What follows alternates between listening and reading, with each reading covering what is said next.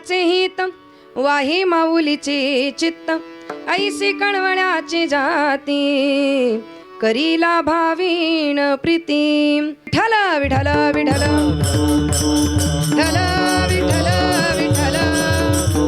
कीर्तन सेवे करता आपणा सर्वांसमोर गायण्यात आलेला अभंग संत श्रेष्ठ वैराग्य मूर्ती तीनही लोके अमर जयांची कीर्ती जे वारकरी संप्रदायाचे कलशस्थान जयांचे शब्द म्हणजे रत्नांची खाण जे सर्व साधकांचे कल्पतरू जे अभंग वाङ्मयाचे महामेरू स्वतः जीवन जगत जगत झाले जगाचे जे गुरु असे जगद्गुरु जगत उद्धारक जगतमान्य संत शिरोमणी श्रीमंत श्री तुकाराम महाराज यांचा 4 चरणाचा आई आणि लेकराच्या रूपकाच्या माध्यमातून संतांची महती वर्णन करणारा अभंग सदर सेवे करता सादर केलाय. विठ्ठल विठ्ठल विठ्ठल विठ्ठल विठ्ठल विठ्ठल.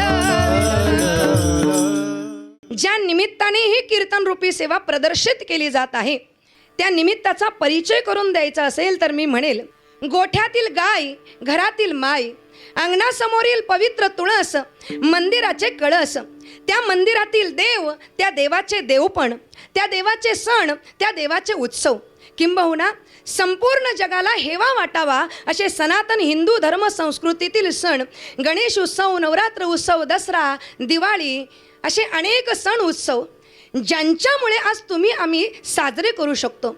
किंबहुना या महाराष्ट्रामध्ये सुरू असलेले कीर्तन भजन नामस्मरण अखंड हरिनाम सप्ताह ज्यांच्यामुळे आपण करू शकतो असे असणारे गो ब्राह्मण प्रतिपालक हिंदवी स्वराज्य संस्थापक क्षत्रिय कुलावतंस राजाधिराज छत्रपती शिवाजी महाराज आणि अशा या छत्रपती शिवाजी राजासारख्या महान राजाला जन्म देणाऱ्या राजमाता राष्ट्रमाता धर्ममाता आदर्श माता स्वराज्याच्या स्फूर्तीची मूर्ती प्रजेवर ज्यांनी केली पुत्रव्रत प्रीती आणि म्हणून संपूर्ण जगात ज्यांची कीर्ती अशा जिजाऊंची आज जयंती आणि या जयंती निमित्ताने आजची ही हरिकीर्तनाची सेवा. विठ्ठल विठ्ठल विठ्ठल विठ्ठल विठ्ठल.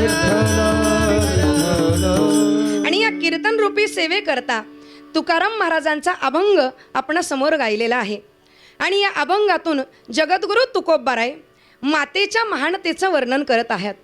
तसं सांगायचं झालं तर आजचा दिवस हा एका महान मातेचा आहे म्हणजेच जिजाऊंचा आजचा हा दिवस आहे आणि म्हणूनच अभंग निवडलाय जगद्गुरु तुकोबारायांचा ज्याच्यामध्ये तुकाराम महाराजांनी एका मातेची महानता वर्णन केलेली आहे. थोडं सोपं सांगायचं झालं तर मी म्हणेल आजचा दिवस एका महान मातेचा आजचा दिवस एका महान मातेचा आणि अभंग घेतलाय मातेच्या महानतेचा. विठ्ठल विठ्ठल विठ्ठल विठ्ठल विठ्ठल विठ्ठल विठ्ठल विठ्ठल. जिजाऊ ज्या जिजाऊंची आज जयंती. जिजाऊ कोण होत्या हो जिजाऊ? तर जिजाऊ तसं पाहिलं तर त्या एक स्त्री होत्या. जिजाऊ ही एक स्त्री होती परंतु जिजाऊ केवळ एक स्त्री नव्हती तर ती स्वराज्याच्या स्फूर्तीची मूर्ती होती. ती जाधव घराण्याची लाडकी लेक होती. शहाजी राजांची वीर पत्नी होती. नव्हे नव्हे भोसले घराण्याच्या आदर्श सुनबाई होत्या. स्त्रियांना आपल्या अंतकरणातील स्वाभिमान जागृत करून देणाऱ्या त्या स्त्री उद्धारक होत्या. आणि एवढंच नव्हे तर छत्रपती शिवाजी राजांसारख्या महान पुत्राला जन्म देणाऱ्या त्या एक महान माता होत्या. त्या एक महान माता होत्या. विठ्ठल विठ्ठल विठ्ठल विठ्ठल विठ्ठल. जिजाऊ ज्यांचं वर्णन करायचं झालं तर मी म्हणेल वक्तृत्व नेतृत्व दातृत्व आणि कर्तृत्व या 4ही गोष्टींचा समुच्चय म्हणजेच जिजाऊ. विठ्ठल विठ्ठल विठ्ठल विठ्ठल विठ्ठल. आज तुम्ही आम्ही जो श्वास घेत आहोत हे त्या माऊलीचे उपकार. आदर्श माता प्रत्येकाच्या अंतकरणात धैर्य प्रेरणा स्फूर्ती जिने निर्माण केली. स्वाभिमान जागृत केला आणि या गुलामगिरीतून आपल्याला मुक्त व्हायचंय हे संपूर्ण प्रजाजनांच्या अंतकरणात ठसावलं रोवलं. खरं तर जिजाऊ कोण होत्या हो जिजाऊ? काय होतं त्यांचं जीवन? आपण जर बघितलं तर जिजाऊंच्या जन्माचा काळ म्हणजेच त्यांच्या जन्माच्या अगोदर जवळजवळ 750 वर्षापूर्वी या सुवर्णभूमीवर मुघलांचं आक्रमण झालं. आणि मुघलांचं आक्रमण होत असताना त्या मुघलांनी अनेक मंदिरं नेस्तनाभूत केली, अनेक मंदिरं उद्ध्वस्त केली, अनेक मंदिरं लुटली.